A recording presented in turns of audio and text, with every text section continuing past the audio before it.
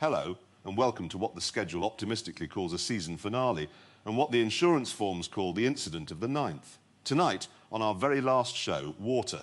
Not just water, a pond, a big cold brown pond, sitting exactly between where commuters live and where commuters work, and no bridge over it whatsoever.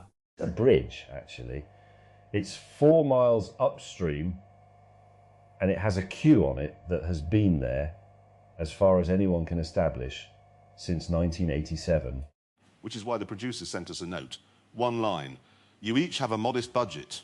Build an amphibious commuter vehicle. Cross the pond. The best one becomes the ferry. You heard it. He said the word. He did say the word. What word? Ferry. That's the word that starts the pressure clock. Jeremy, we agreed this in the meeting you slept through.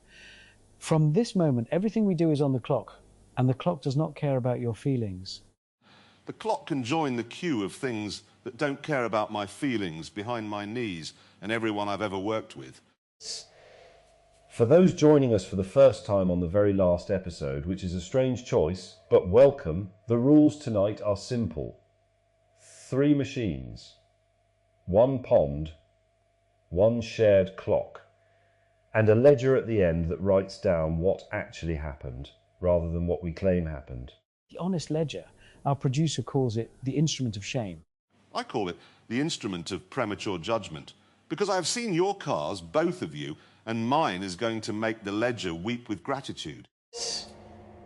Shall we begin with the vehicle most likely to end first? That's mine, and I resent how quickly you both pointed at me. Richard Hammond, ladies and gentlemen, his solution to the commuter crossing. Right. Yes, thank you. What commuters want in the morning is speed. They do not want a stately glide. They want to be across the water before their coffee goes cold. So I took a hot hatch, a proper little terrier of a thing, 1.6 litres, weighs nothing, and I made it swim.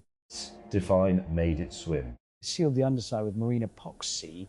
I put a snorkel on the intake. I bolted a propeller to the back, driven off the crankshaft, and I filled the door cavities with expanding foam, which, small note, expanded rather more than the tin suggested. How much more? The passenger door no longer opens or closes in the traditional sense. It arrives at the frame and rests there like a drunk against a wall. And the ceiling. Tell them about the ceiling, because I watched the test and I want the audience to hear it from you. The ceiling is enthusiastic in places and philosophical in others. There are some areas of the car where water is kept out absolutely, and there are other areas where the car and the water have reached more of an understanding. It leaks. It leaks with character. On the test run, and you'll hear the clock tighten here, because this is where it got interesting, I hit the water at 31 miles an hour, which is, I'm told, a pond record. It's the only pond attempt at that speed. So yes, technically a record. The nose went under, fully under. Green water over the bonnet, over the windscreen. And for about 2 seconds, I was piloting a submarine that had never been consulted about the change of career. And then, this is the good bit, she popped up, like a cork. Like a champagne cork fired from an angry bottle, and the propeller bit, and I was moving across water in a hatchback, grinning like an idiot. And the leaking began when? The leaking began before the grinning, if I'm honest. There's a spot in the passenger footwell where the water comes in with real commitment. I named it. It's called Gerald. You named the leak. You name the panic, James, and then it's manageable. That's the whole system. The moment water appeared, I said out loud, "That's just Gerald," and my heart rate came down and I got on with steering. Named panic is halved panic.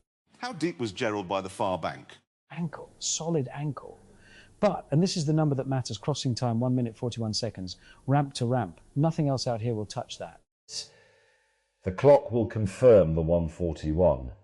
The clock will also confirm that the pressure line went from green to what the manual describes as urgent apricot in under a minute. Urgent apricot is my favourite colour. It means alive and winning. It means sinking and cheerful, which brings us with a sense of blood pressure returning to normal, to James May. Thank you. Now, when Hammond hears the word commute, he hears race. When I hear it, I hear every single day. A commuter vehicle doesn't have to be exciting once. It has to be boring 500 times in a row without incident. So I built the pontoon estate.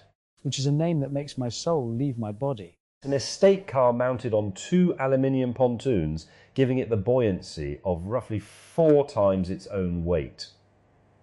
It has handrails along both sides at two heights because passengers come in different sizes. It has a bilge pump which switched on exactly once during testing for 11 seconds dealing with rain. And it has a laminated checklist fixed to the dashboard. Read us the checklist, James. The nation deserves this. Item 1, walk around vehicle.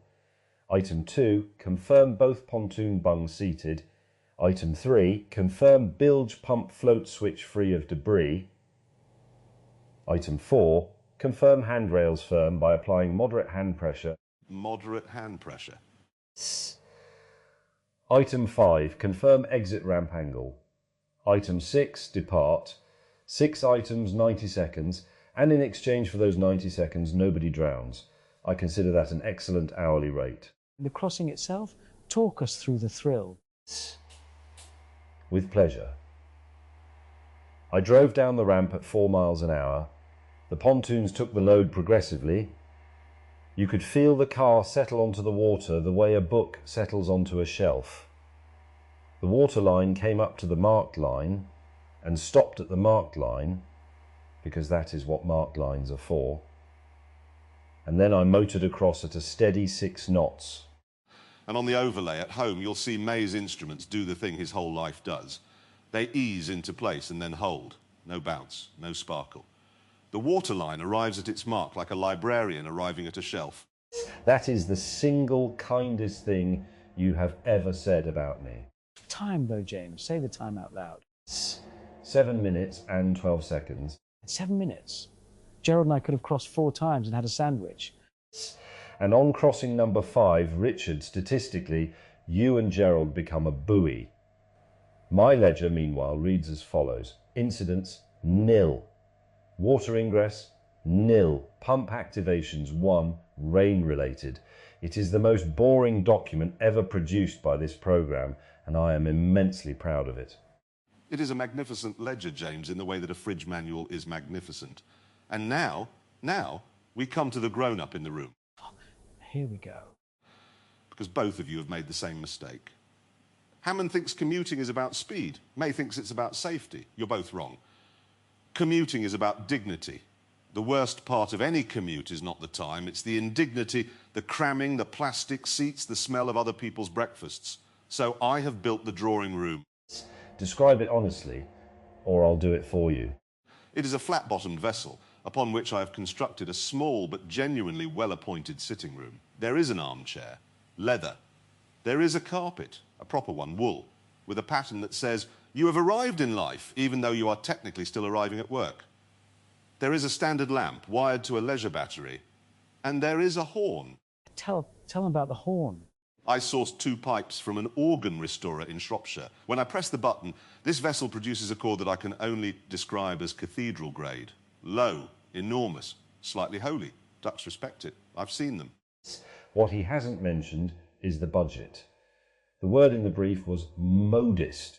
And the word in my heart was magnificent, and my heart shouts louder. Yes, it cost more than both of yours combined. But listen to the test crossing.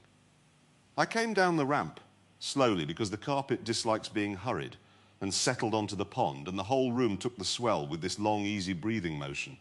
And at home, that's exactly how my overlays behave. No jumps, no alarms. When the waterline rises, it rises 1 calm notch at a time, like a butler moving furniture upstairs. Which is a lovely image, until you remember what it means when a butler has to keep moving furniture upstairs.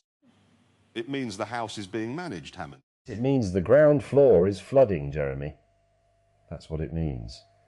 I read your test ledger. The waterline rose 4 notches in the first 6 minutes. Calmly. 4 calm notches. There was no panic, no urgent apricot, no naming of leaks like some sort of aquatic christening. I sat in an armchair on a pond under lamplight, and I sounded a cathedral horn at a heron. Show me the commuter who wouldn't want that. I'll show you a commuter who wants to arrive, which brings us to it, doesn't it? It does. The actual crossing. All 3 vehicles, same pond, same morning, 1 shared clock. The rules for the record. We start together on the east ramp.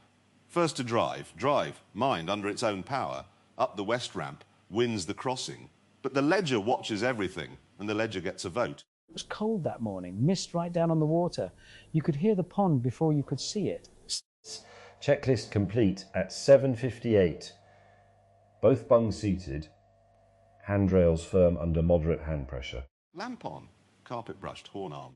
Gerald already trickling, if we're honest, from the dew alone.